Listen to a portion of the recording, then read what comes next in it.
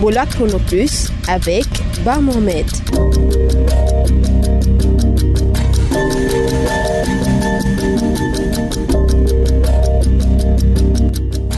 Merci de votre fidélité à votre émission de santé Ebola Chrono Plus. Au sommaire de cette édition, à Zérékoré, de nouvelles orientations pour prévenir les maladies à potentiel épidémique. Les précisions, c'est dans un instant. Une jeune femme malade d'un cancer de sein demande de l'aide pour survivre. Son portrait, c'est dans cette édition. L'invité du jour est le professeur Namori Keita, gynécologue obstétricien à l'hôpital Donka. Il nous parlera de la prise en charge des cancers gynécologiques.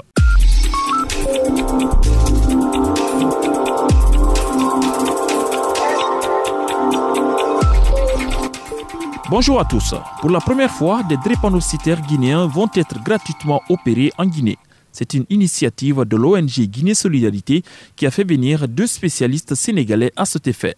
Les patients qui seront hospitalisés au cours des 2 prochaines semaines à Conakry bénéficieront de la prothèse de hanche. Pour rappel, l'ONG Guinée Solidarité avait organisé un gala de charité en avril 2015. Les fonds récoltés paieront les premières interventions qui commencent mardi 15 mars 2016. En Guinée, un adulte sur 5 souffre de la drépanocytose, contre 1 sur 25 chez les enfants selon une enquête sanitaire récente. La 2e session d'évaluation des activités des structures sanitaires de Zérékoré s'est achevée vendredi dernier. Cette rencontre technique est organisée par la direction préfectorale pour définir de nouvelles orientations devant permettre de prévenir les maladies à potentiel épidémique. Compte rendu, Désiré Abba.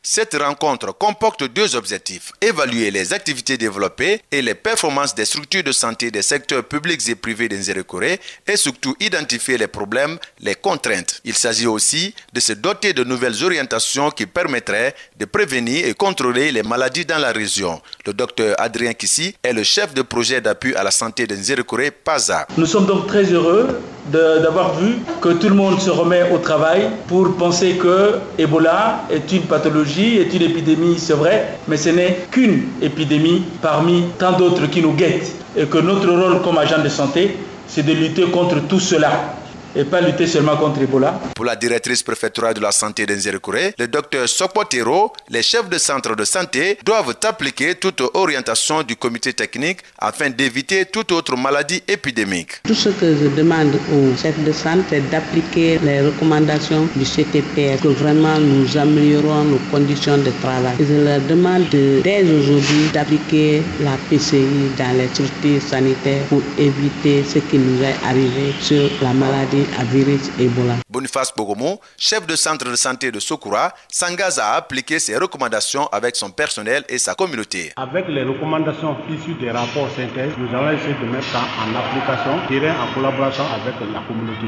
Au total, 76 participants venus des différentes structures de santé publiques et privées de Zérékoré, ainsi que des partenaires ont pris part à cette rencontre. Désiré Haba, Ebola Chrono Plus, Zérékoré.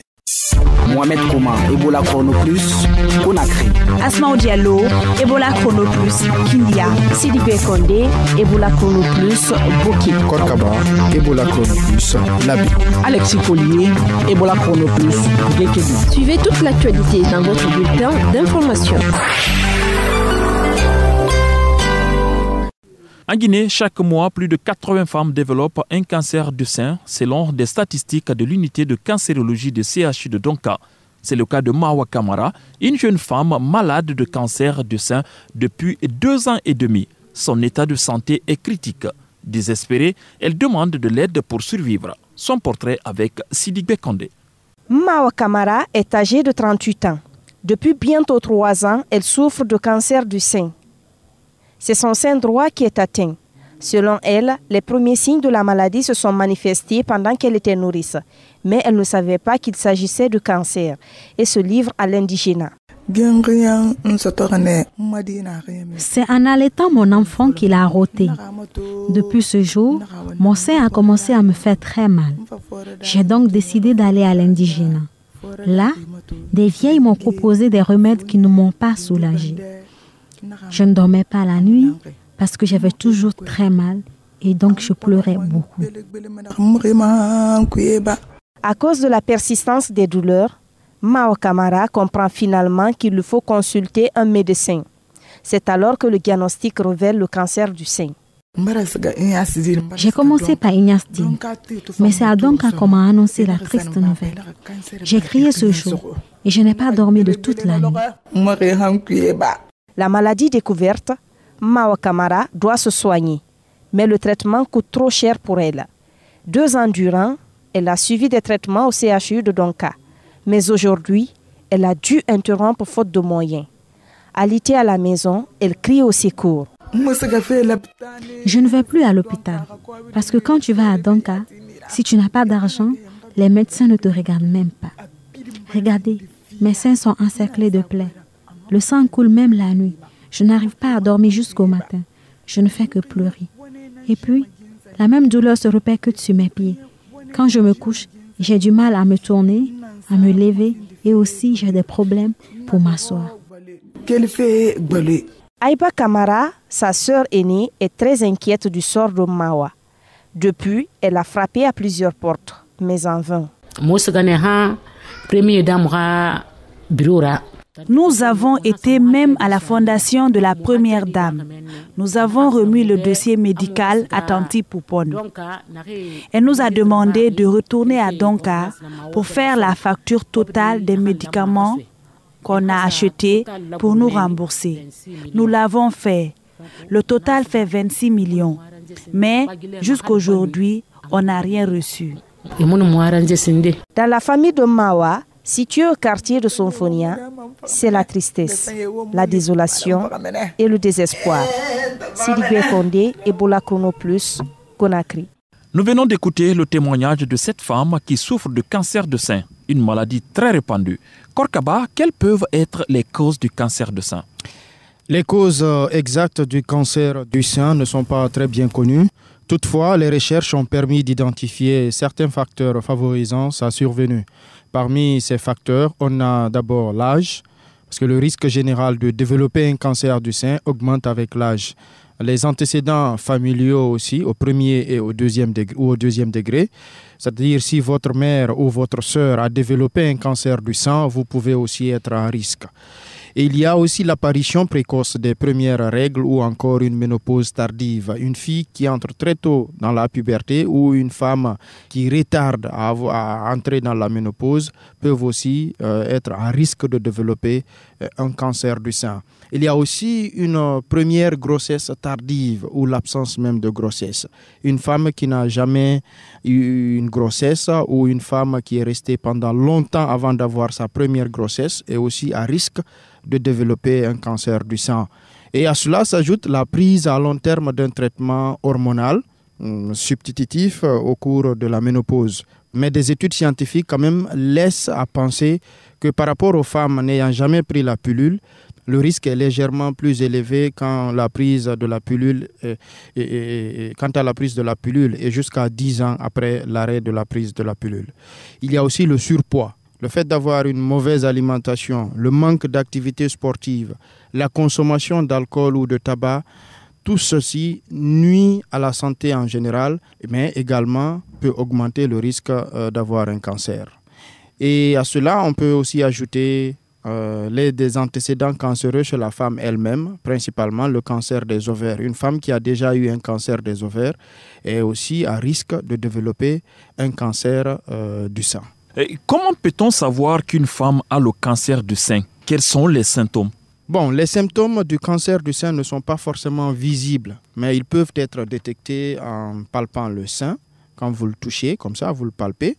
Il se caractérise notamment par l'apparition d'une bosse supérieure à 1 cm et qui n'est pas forcément douloureuse. Donc, il n'y a pas de douleur.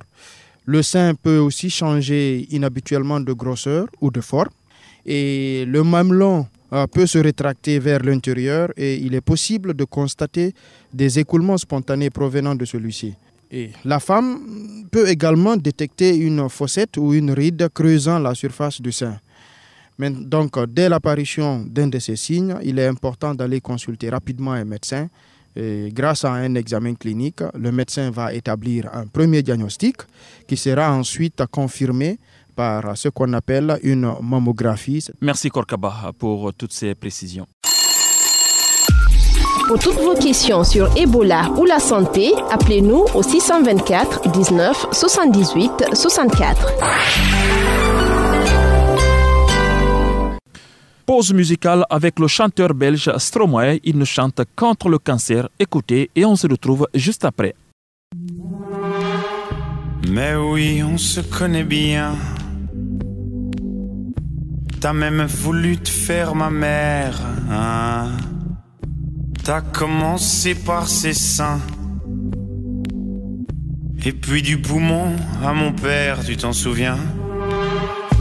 Cancer, cancer, dis-moi cancer, cancer, cancer, qui est le prochain? Cancer, cancer, dis-moi cancer, cancer, cancer, qui est le prochain? Et tu aimes les petits enfants. Décidément, rien ne t'arrête, toi. Et arrête de faire ton innocent sur les paquets de cigarettes. Fumais-tu, tu m'étonnes, mais tu m'aides. Cancer, cancer, dis-moi cancer, cancer, cancer, qui est le prochain? Cancer, cancer, dis-moi cancer, cancer, cancer, cancer, cancer, et tu cesses tes avances. Cancer, que tu pars en vacances. Cancer, quand est-ce que tu y penses? Cancer, ça nous fera des vacances. Cancer, cancer, dis-moi cancer, cancer, cancer, qui est le prochain? Cancer, cancer, dis-moi cancer, cancer, cancer, qui est le prochain?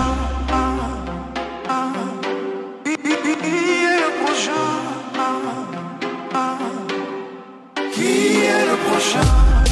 Qui est le prochain?